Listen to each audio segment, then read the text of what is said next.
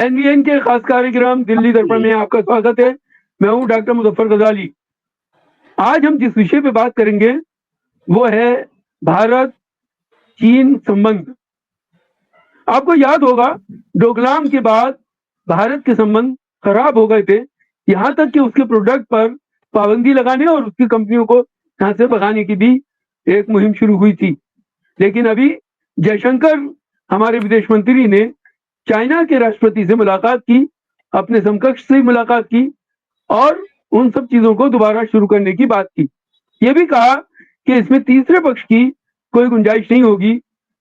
अचानक ये प्रेम चाइना के साथ इंडिया का कैसे शुरू हुआ, इसी पर मैं चर्चा करूंगा। हमारे साथ खास मेहमानों का पैनल जुड़ चुका है। हमारे साथ में आफ्ताब कमाल पाशा साहब हैं, आपका स्वागत है सर। हमारे साथ में सतीश मिश्रा जी हैं, वरिष्ठ पत्रकार। हमारे साथ में प्रदीप माथुर जी हैं, हमारे साथ में शिवाजी सरकार जी हैं और हमारे एनवीएन के एडिटर डॉक्टर सलीम खान साहब हैं। पहला सवाल प्रोफेसर साहब आपसे है कि अचानक इतनी खटास के बाद भारत चाइना के दरमियान संबंधों को सुधारने की जो पहल हुई है वो प्यार क्यों उमड़ा है? इसमें तीन पहलू हैं। एक तो डोमेस्टिक और दूसरा रीजनल और तीसरा ग्लोबल है।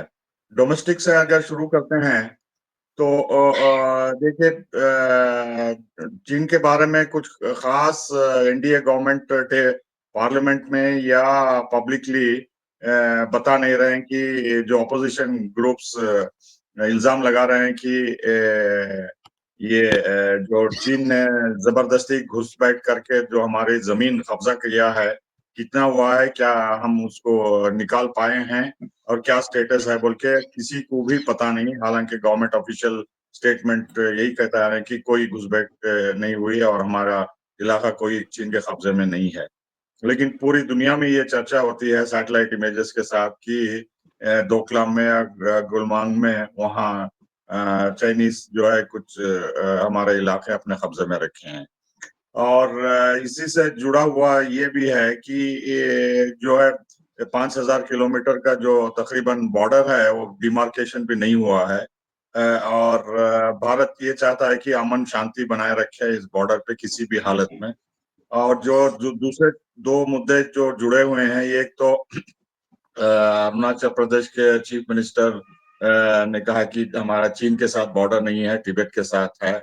और तिब्बत के दलाई लामा के सक्सेसर के बारे में जो टिप्पणी, कड़ा विरोध जो चीन किया है उसको भी लेके, और लद्दाख को भी मामला लेके हमें ये चलना चाहिए कि ये रिलेशनशिप जो है लव हेट रिलेशनशिप को जैसा इंग्लिश में बताते हैं, कब जब भी हमारे ऊपर अमेरिका का दबाव पड़ता है और हम आइसोलेट होते हैं डिप्लोमेटिकली तो चीन याद आता है। और जो है 5 साल बाद विदेश मंत्री वहां गए हैं। हालांकि Rajnath Singh defence minister SCO conference में गए थे जहां के वो पहलगाम आतंकी हमले को जॉइंट स्टेटमेंट में इंक्लूड नहीं कर सके। लेकिन कुछ खटास अभी भी है, लेकिन कवर अप करना चाहते हैं और दुनिया को बताना चाहते हैं कि काजान ब्रिक्स समिट के बाद जो है जो रूस ने मध्यस्थता करके बॉर्डर एग्रीमेंट को जो सपोर्ट किया था, जिससे हमारा बॉर्डर एग्रीमेंट हुआ उनके साथ, चीन के साथ, तो उसी को पॉजिटिव स्पिन कर रहे हैं। दूसरा रीजनल फैक्टर भी है कि पाकिस्तान को लगातार चीन सपोर्ट करता रहा है, पॉलिटिकल, डिप्लोमेटिक, मिलिट्री। और जो भी ऑपरेशन सिंदूर में पाकिस्तान ने हथियार, मिसाइल्स और हवाई जहाज इस्तेमाल करे वो चीन के थे। और live satellite information, intelligence information भी चीन ने मुहैया किया पाकिस्तान को, जिससे कुछ लोग कहते हैं कि हमारे फाइटर जहाज मार गिराए गए थे और जो हमारे डोम पे भी जो निशाना बनाया वो सैटेलाइट इंफॉर्मेशन चीन लगातार पाकिस्तान को देता रहा था। और जी प्रोफेसर साहब, मैं आता हूँ आपके पास।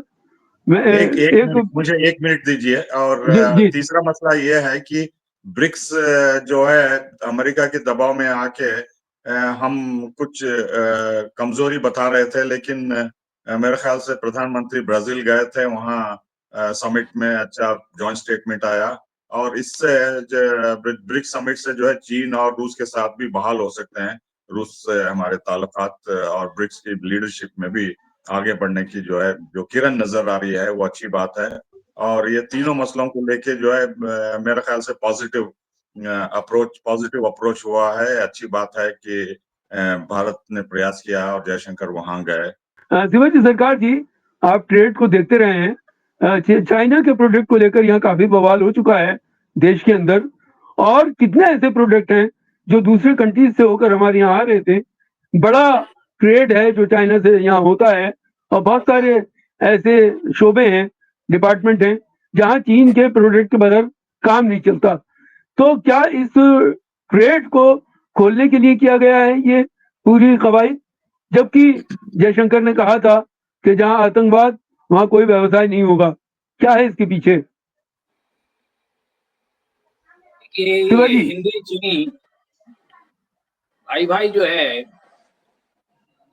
बड़ा, कभी जलेबी होती है कभी समोसा हो जाती है। तो इसलिए इस पे ज्यादा हमें सोचने की जरूरत नहीं है। सोचने की जरूरत इसलिए नहीं है कि आपने जो जिक्र किया, एक तो डॉक्टर पाशा साहब ने बड़े अच्छी तरह से बताया सारी चीजों को, उस पर हम बाद में आते हैं। पर आपने जो एक सवाल किया कि एक वक्त चीन के साथ व्यापार पर इस देश में कुछ संगठनों ने काफी उत्पात मचाया था, और उसके बाद ये कहा गया कि हमने चीन से जो है पटाखे नहीं मंगाएंगे, चीन से गणेश जी नहीं मंगाएंगे, चीन से देवी देवता ही नहीं मंगाएंगे।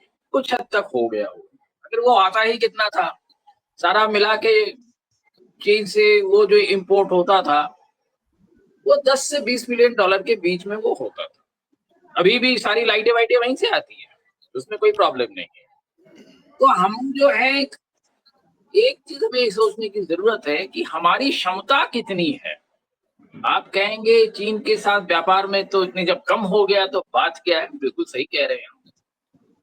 पर चीन के साथ कितना व्यापार है आपको शायद अंदाजा नहीं है। चीन के साथ भारत का व्यापार 118 अरब डॉलर का, 118 बिलियन डॉलर, और उसमें से भारत का जो एक्सपोर्ट है, जो खास सबसे ज्यादा जो होता है आपके जो आयरन और पेलेट्स होते हैं वो होता है, और कुछ ट्रेडिशनल चीजें जो होती हैं भारत की वो जाती है। तो वो भारत का जो एक्सपोर्ट है 9 बिलियन डॉलर, कुल 9 बिलियन डॉलर है। यानी कि हमारा 109 बिलियन डॉलर का चाइना के साथ डेफिसिट है। हम चाइना से हर तकनीक की चीज मंगाते हैं, हर इलेक्ट्रॉनिक गुड्स मंगाते हैं, कंप्यूटर्स मंगाते हैं, लैपटॉप मंगाते हैं, फोन्स मंगाते हैं, घड़ियां का पुर्जा आता है, फार्मास्यूटिकल्स आता है, और क्या नहीं आता है। ये जब लिस्ट देखेंगे आप देखेंगे चाइना जो है हमारे भारत के जो आंतरिक जो भी जितना भी मैन्युफैक्चरिंग हो रहा है ना, कि मैन्युफैक्चरिंग हमारे यहाँ कम होता है और अभी और कम घटता चला जा रहा है। कई वजह होंगी इसकी। तो इन हालातों में जो है भारत चाइना के साथ जो विरोध था वो मैं समझता हूँ एक शोकेस इफेक्ट था। वस्तुतः कोई चाइना के साथ व्यापार घटा नहीं है, पर जिस वक्त हुआ था से 4-5 साल पहले जब हुआ था तब से व्यापार और बढ़ गया है। तो इसलिए ये कहना कि चाइना के साथ हमारे रिश्ते नहीं है, देखिए चाइना के साथ पाकिस्तान के जो भी रिश्ते हो, और चाइना ने अपने इकोनॉमी में जो एक खास मोमेंटम दिया है हम उसको काउंटर नहीं कर पा रहे हैं। हम छोड़िए अमेरिका भी नहीं कर पा रहा है। तमाम ट्रंप के कहने के बावजूद जो है अमेरिका चाइनीज इंपोर्ट्स पर मजबूर है। तो चाइना की वो स्ट्रेंथ जब तक हम डेवलप नहीं करेंगे तब तक हमें इसी तरह से चाइना के साथ संबंध बनाते रहना पड़ेगा। जमीन कितना गया नहीं गया वो तो एक बार महावीर त्यागी ने कह ही दिया था पार्लियामेंट में, चाइनीज वॉर के बाद जब वहां कहा गया था कि वो जमीन पे कुछ नहीं उगता है, तो महावीर त्यागी ने क्या था, क्या मैं इसका अपना सर काट के दे दूं। तो हमने सर काटा तो नहीं है शायद, पर सर इस पे बाल बचे हैं कि नहीं ये सोचने की बात है। बाकी बहुत सारी चीजें और हैं। जी मैं आता हूँ आपके पास सर। रीजनल और ये सारी चीजें अपनी जगह पे है। जी, मैं सेकंड राउंड में आता हूँ आपके पास। सतीश मिश्रा जी वेटरन जर्नलिस्ट हमारे साथ हैं। सतीश मिश्रा जी, डोकलाम को 5 साल हो गए, 2020 में हुआ था और उसके बाद से 50,000 से ज्यादा सैनिक वहां लगे हुए हैं। अभी कैलाश मानसरोवर यात्रा को भी लेकर के संशय है। इसी तरह तिब्बत के जो दलाई लामा के सक्सेसर का मामला है, उसको लेकर के भी काफी चीजें हैं। तो आप किस नजर से देख रहे हैं ये जो अचानक प्यार उमड़ा है भारत का, क्या है इसके पीछे? देखिए, अचानक प्यार उमड़ा है ये आपको लग रहा है। मोटी सी बात यह है कि ऑपरेशन सिंदूर के बाद, ऊपर कर लीजिए शरीर को। ऑपरेशन सिंदूर के वक्त जो हमको एहसास हुआ, जो हमको पता चला कि दुनिया में हमारा कोई दोस्त नहीं है इजराइल के अलावा।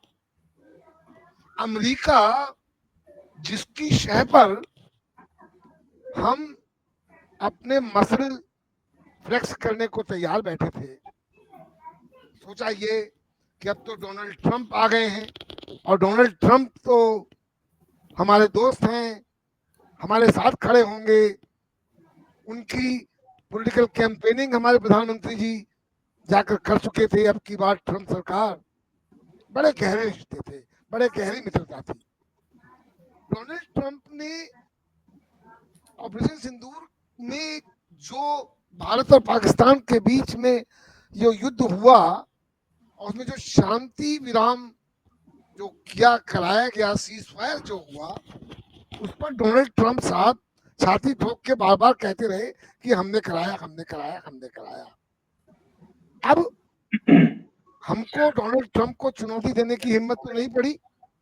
हमने एक बार भी नहीं कहा कि डोनाल्ड ट्रंप गलत बोल रहे हैं, पर हमको ये एहसास हो गया कि हम दुनिया में अलग थलग पड़ गए हैं। क्या हुआ उसके बाद? हमने तुरंत कई देशों में 5-6 एमपीज के डेलीगेशन भेजे जिससे कि हम अपनी बात को कह सकें। उसका क्या रिजल्ट हुआ वो तो हम डिस्कस नहीं कर रहे हैं, पर ब्रिक्स में जब प्रधानमंत्री जी पहुंचे, प्रधानमंत्री मोदी जी, तब एक शिफ्ट सा आना शुरू हुआ। ब्रिक्स में का जो स्टेटमेंट आया उसमें एक शिफ्ट होता नजर आया। हमको लगा कि भाई हमको खाली अमेरिका पर निर्भर होकर हमारा काम नहीं चलेगा। पर यह एहसास तो हो गया, पर अमेरिका को चुनौती देने की हिम्मत नहीं है। देखिए, अभी ये जो डोनाल्ड ट्रंप ने कहा कि जो रूस के तेल को, खनिज तेल को आयात करेगा, उस पर हम सैंक्शन लगाएंगे, 500% का जुर्माना भरना पड़ेगा। तो हमने डोनाल्ड ट्रंप को चुनौती नहीं दी। हमने नाटो के जो सेक्रेटरी जनरल थे, जब उन्होंने ये बात कहा तो हमारे विदेश मंत्रालय ने ये कहा कि हम किससे आयात करते हैं ये हम तय करेंगे। देखिए, अब इस वक्त दुविधा में ये है कि आपने चीन के साथ ये सोचा था, क्वाड ज्वाइन कर ली थी आपने बुरी तरह से, उसमें क्वाड में आप सक्रिय हो गए थे, क्योंकि क्वाड कुल मिलाकर 4 देशों का जो संगठन है वो चीन के जो विस्तारवादी कदम है उनको रोकने के लिए एक कोऑर्डिनेटेड स्ट्रेटजी बनाने के लिए बना है। इसके बारे में कोई दो राय नहीं है।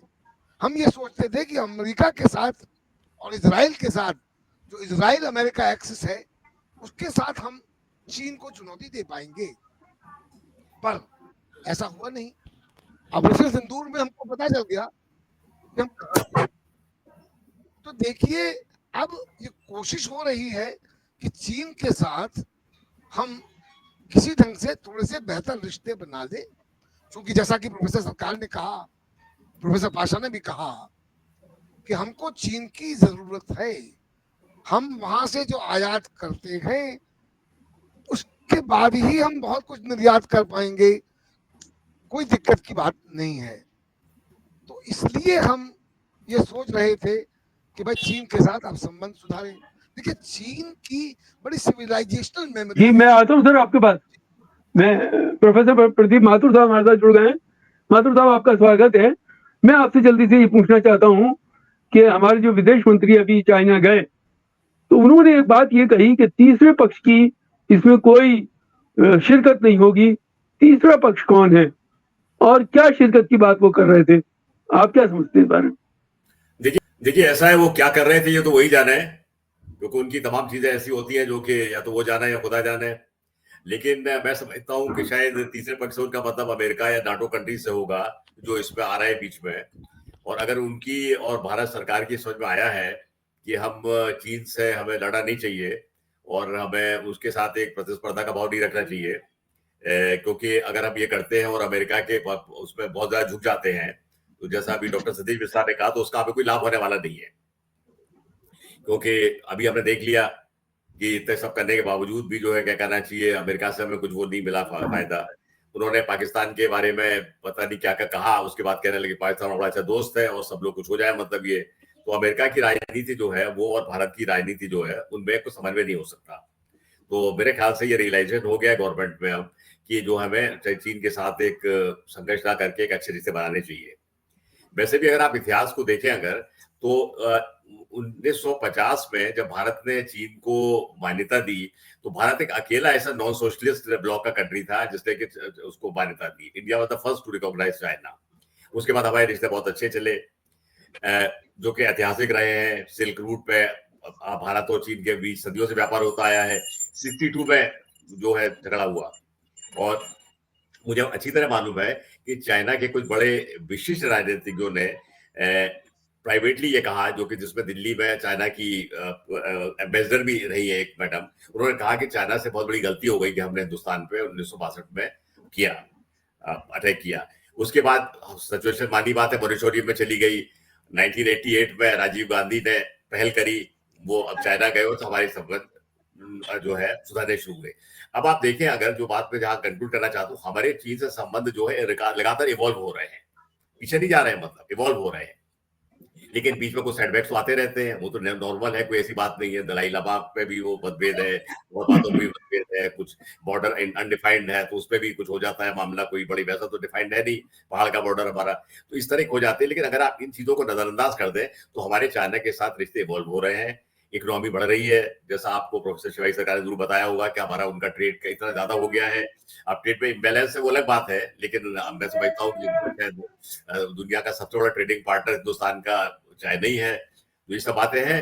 अब ये बात अगर समझ में आ रही है भारत सरकार के, तो वो जो अपनी चाइना के बारे में अपनी नीति बदल रहे हैं, और चाइना भी की तरफ से भी रिस्पॉन्स आ रहा है। आप देखिए, उन्होंने कैलाश मानसरोवर की यात्रा जो है आपकी परमिशन दे दी, और भी चाइना के मिनिस्टर ने भी कहा कि हमें हिंदुस्तान से संबंध सुधारने चाहिए। तो मैं समझता हूँ कि अगर इन दो एशिया के बड़े देशों के संबंध आपस सुधरते हैं तो ये उनके लिए भी और विश्व शांति के लिए भी एक बहुत अच्छी चीज होगी। तो सरकार साहब, आपसे मेरा ये सवाल है कि आप इस जो करंट यात्रा है विदेश मंत्री जी की, इसको किस नजर से देख रहे हैं? इसका क्या लाभ होने वाला है भारत को? देखिए, पहले मैं आपको बताऊं तो ब्रिक्स का जो जॉइंट स्टेटमेंट आया जी, इसका जॉइंट स्टेटमेंट जो है, अगर उसको आप संघाई कोऑपरेशन ऑर्गेनाइजेशन के स्टेटमेंट से देखें तो उसमें भी हिंदुस्तान की नई बात सुनी गई। हिंदुस्तान ने जो चाहा टेरर के मामले में जो ऑब्जेक्शन था या हिंदुस्तान के सजेशन थे, वो ठुकरा दिया गया। ब्रिक्स के मामले में भी जो जॉइंट स्टेटमेंट बना वो 3 मुल्कों की वजह से बना, रशिया, चाइना और ब्राजील। हिंदुस्तान की वहां भी नहीं सुनी गई। इसलिए आप जो आज ब्रिक्स के स्टेटमेंट की तारीफ कर रहे हैं, उसकी वजह है कि वो दो जो खास बड़े पावर्स हैं और एक ब्राजील जो अमेरिका का पड़ोसी है, वो एक स्टैंड लेने के हालात में हैं जो हम नहीं हैं। हमारी जो इंडिपेंडेंट एक फॉरेन पॉलिसी थी, उसमें यह था किसी से बैर नहीं, दोस्ती जिससे भी हो सके करो। वो पलट गया है, दोस्ती 2-4 लोगों से करो, बाकी से बैर रखो। तो ये जो हमारी फॉरेन पॉलिसी हो गई है, उससे हमें हर तरफ से जो है परेशानियां आ रही हैं। अब जयशंकर साहब जो हैं हमारे फॉरेन मिनिस्टर हैं, और हमारे कई फॉरेन मिनिस्टर्स के नाम लिए जा सकते हैं, जो अटल जी के जमाने में भी थे, कांग्रेस के जमाने में थे, तमाम बड़े स्ट्रॉन्ग फॉरेन मिनिस्टर्स रहे हैं। और उन्हें बड़े जो स्टेटमेंट्स वो देते थे वो सोच समझ कर वो सरकार बना के देती थी या सरकार के साथ बातचीत करके होती। अभी वो सारी चीजें अपने हिसाब से चल रही है, पर सवाल ये है कि कई बार व्यक्तित्व भी बहुत महत्व रखता है। तो व्यक्तित्व हम अगर पैदा नहीं करेंगे तो आज हम जो बातें कर रहे हैं, और खास करके अगर चाइनीज बॉर्डर की बात करें, हमने मान लिया कि अनडिमार्केटेड है, हम भूल गए कि वो टिबेटन जो प्लेटो है उसका पार्ट है, तिब्बत का जो भी किंगडम था उसका पार्ट है। ये सारी चीजें हम भूल गए। और कहीं ना कहीं अगर आप देखें, दलाई लामा के इशू पे भी हमें बने रहने के लिए हमें परेशानी दिख रही है। इन सारी चीजों को अगर आप देखें तो चीन पर हमारा जो ट्रेड का और इकोनॉमी का जो आप कह सकते हैं जो बैकबोन बन गया है, उससे हम कैसे निकले, ये हमारे लिए एक सवाल है। क्या सवाल तो और भी होंगे, आगे बात करेंगे। जी सतीश मिश्रा जी, आपने बहुत करीब से चाइना को देखा है, पढ़ा है और आप स्टडी करते रहते हैं। एक बड़ा इशू इस वक्त म्यांमार के साथ इंडिया के कॉन्फ्लिक्ट का है, क्या इसमें भी चाइना कहीं नजर आता है आपको? बिल्कुल नजर आता है। चाइना कहाँ नजर नहीं आएगा, ये आपको पूछना होगा। आज चाइना इतना बड़ा हो चुका है कि आपको उनसे हर जगह मुकाबला करना होगा, वो अफ्रीका हो, लैटिन अमेरिका हो। अब आपने जो हमारी विदेश नीति में जो एक एलिमेंट पिछले 11 सालों में जुड़ा है, जिसको मैं कहता हूं muscular element of the Indian foreign policy, हम अपने पड़ोसी देशों के साथ हम दादागिरी करने लगे। हम हर जगह सोचते हैं, देखिए आपको मैं याद दिला दूं कि चीन के साथ जो संबंधों की हम लोग बात कर रहे हैं, जब प्रधानमंत्री जी मोदी जी ने कार्यभार संभाला तो सितंबर में वो जापान गए थे और जापान में उन्होंने बोलते हुए चीन की भर्त्सना की थी। हालांकि चीन का नाम नहीं लिया था, विस्तारवादी और कहकर। अब चीन उसके 1 महीने बाद चीन के राष्ट्रपति यहाँ आए, उनको गांधीनगर ले जाया गया, उनकी बड़ी खातिर हुई, उनको झूला झुलाया गया, वो सब हुआ। और उसके बाद आप डोकलम देखते हैं, आप उसके बाद देखते हैं किस तरह से कब्जा हो जाता है। देखिए चीन में भी 2-3 पैरेलल शक्तियां हैं। वहां की जो पीएलए है वो बहुत स्ट्रांग है। पीएलए बहुत, जिसको कहना चाहिए, फंडामेंटलिस्ट है। वो जानती है कि कब सबक किसको क्या दिखाना है, और उन्होंने आकर हमला किया और जमीन पर कब्जा किया, जिसको कि मैं जमीन का मतलब ये है अनडिमार्केटेड बॉर्डर है। अभी हम कहते हैं हमारी, वो कहते हैं अब हमारी, उसकी बात नहीं कर रहा हूं, पर जो हमारे कब्जे में थी उसको उन्होंने अपने हाथों में ले लिया। हालांकि हमारे सरकार ने उसको माना नहीं है, पर ये अगर नहीं माना है तो राउंड डिस्कशंस क्यों हो रहे हैं कि सिचुएशन को फिर से रिस्टोर किया जाए। देखिए आप विशेषज्ञों की आंख में दूर नहीं झोंक सकते। हमको तो पता है किस बात के लिए क्या हो रहा है। आप जनता के सामने कह सकते हैं कि ऐसा कुछ नहीं हुआ, ऐसा कुछ नहीं हुआ, पर चीन के साथ आपके संबंध जो बेहतर होते चले आए थे, वो जापानी दौरे के बाद बिगड़ना शुरू हुए। अब उसके बाद आप देख रहे हैं कि प्रोफेसर सरकार ने बताया कि किस प्रकार से हम व्यापार में उनके, हमारा जो निर्यात है बहुत कम है, आयात बहुत ज्यादा है। हम बहुत सारे जैसे रेयर मिनरल्स के बारे में हम लोग उन पर डिपेंडेंट हैं, हम फार्मास्यूटिकल्स की जो चीजें हैं उसके लिए उन पर डिपेंडेंट है, और बहुत सारी चीजों पर डिपेंडेंट है। अब हमने जब ये सोच लिया कि हम इजराइल और अमेरिका के साथ संबंध बनाकर सारी चीजों को निपटा लेंगे, तो वहां गलती हुई। अब सुधारने की कोशिश हो रही है, तो जयशंकर कितना कर पाते हैं, कितना होगा, प्रयास अब लग रहा है कि प्रयास तो कर रहे हैं, पर मुझे अभी लगता है कि चीन के साथ संबंध सुधरने में, बढ़ने में, प्रगति करने में अभी समय लगेगा। अमेरिका के दबाव में आकर हम लोगों ने इस प्रकार से, अब हमारी शायद आंखें खुली कि हमको खाली अमेरिका के बास्केट में ही अपनी सारी चीजों को नहीं रखना है, हमको ऑप्शंस और दूसरे देखने होंगे। तो उसमें अब ये जो एक प्रपोजल आया जिस पर कि अभी तक हमारे विदेश जी, मैं आता हूँ आपके पास। आपका कमाल पांडे जी आ गए हैं। मैं कहना चाहूंगा गजाली साहब जी, ये जो ऑपरेशन सिंदूर ने जी हमारी जो स्ट्रेंथ है उसको साफ साफ खोल के रख दिया। और डोनाल्ड ट्रंप ने जो कहा वो सीज फायर उन्होंने कराया, अब उनके पास कौन पहुंचा था नहीं पहुंचा था ये तो मुझे नहीं मालूम, पर वो अगर सीज फायर नहीं कराते तो हमारे जो सारी जो एयरफोर्स की फ्लीट थी जो जमीन दोज हो गई थी वो शायद वैसे ही रहती। जी जी। आफ्ताब कमाल पाशा जी, अभी जो जयशंकर जी का दौरा है चाइना का, उससे पहले एसओसी में राजनाथ सिंह गए थे, इसको आप किस नजर से देख रहे हैं? क्या हमारे ताल्लुकात सुधरेंगे? इसका क्या असर पड़ने वाला है? जी, एससीओ की जो समिट हुई जिसमें राजनाथ सिंह जो पहलगाम को इंक्लूड करना चाहते थे जॉइंट स्टेटमेंट में, उससे भारत को बहुत बड़ा धक्का पहुंचा, क्योंकि इससे साबित हो गया कि चीन और पाकिस्तान की दोस्ती जो है बहुत गहरी है और वो मजबूत होती जा रही है। जैसा डोनाल्ड ट्रंप 25 बार उन्होंने भारत और पाकिस्तान के बीच में सीज फायर करने का दावा कर रहे हैं और पाकिस्तान को अमेरिका का महान देश दोस्त बोल के, और आसिम मुनीर को जो उन्होंने लंच पे दावत दी, और ये रिपोर्ट्स आ रहे हैं कि सितंबर में वो पाकिस्तान भी जाएंगे और उसके बाद भारत आएंगे। तो इससे साबित ये होता है कि जो है अमेरिका जो पुरानी नीति थी 50-60 में, तो पाकिस्तान को यूज करके भारत पे दबाव डालना बोल के वही पॉलिसी अपना रहे हैं। और भारत को पता चल गया, और खास तौर पे प्रधानमंत्री को, कि वो उनके खास दोस्त डोनाल्ड ट्रंप जो है उनको सपोर्ट करने की बजाय जो है पाकिस्तान को सपोर्ट कर रहे हैं।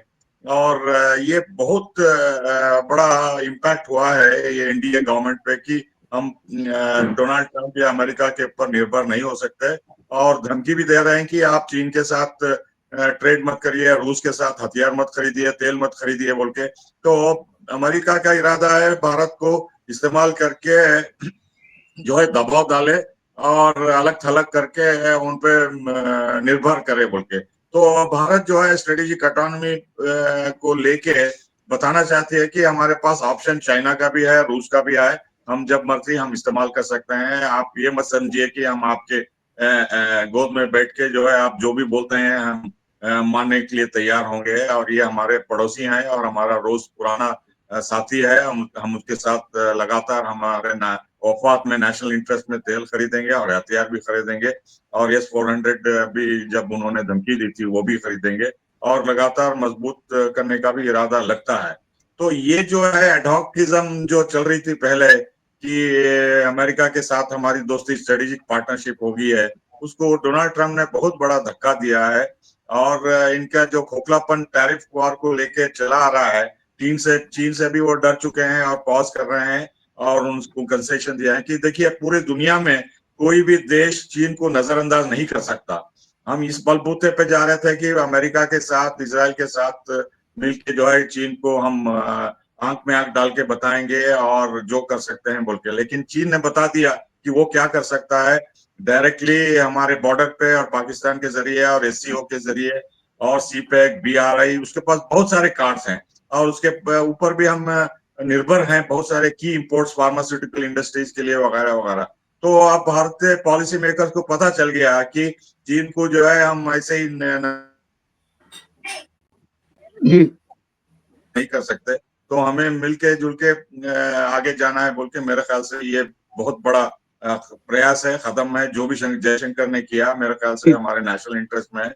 और इसी तरह सुधार होने चाहिए, चीन से ही नहीं बल्कि रूस से भी हमें आगे बढ़ा के मजबूत करना होगा। जी जी। प्रदीप माथुर जी, आप इस सफर को जो अभी ताजा है जयशंकर का, इसको किस नजर से देखते हैं? मैं समझता हूँ कि ये बहुत अकलमंदी का काम है। हमें चीन से संबंध सुधारने चाहिए। मुझे अक्सर ये भी लगता है कि हमारे देश में एक बहुत स्ट्रॉन्ग एंटी चाइना लॉबी काम करती है। अब उसके पीछे कौन है ये तो मैं नहीं जानता। बहुत स्ट्रॉन्ग एंटी चाइना लॉबी काम करती है, जिसका उद्देश्य है कि हिंदुस्तान और चीन के संबंध जो है अच्छे ना हो। देखिए, ऐसा है कि मोटी सी बात यह है कि हम लोगों को जब चीन के बारे में बात करते हैं तो दो गलत फहमियों का हम शिकार होते हैं।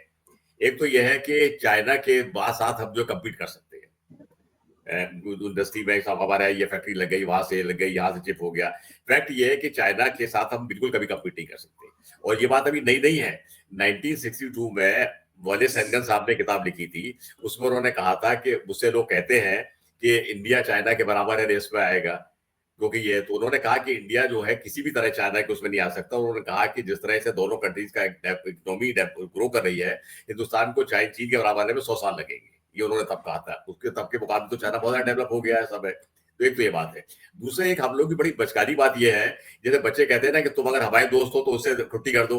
हर एक कंट्री की फॉरेन पॉलिसी अलग अलग होती है, उसके अपने इंटरेस्ट होते हैं। चाइना को हो सकता है उनको पाकिस्तान से कुछ इंटरेस्ट सर्व होते हैं उनके, हमसे सर्व होते हो, तो हम ये इंसिस्ट नहीं कर सकते अगर आप पाकिस्तान के साथ संबंध बनाए हैं तो ठीक नहीं है क्योंकि आपको हमसे दोस्ती करनी है। तो बड़ा बचकानी बात है ना ये।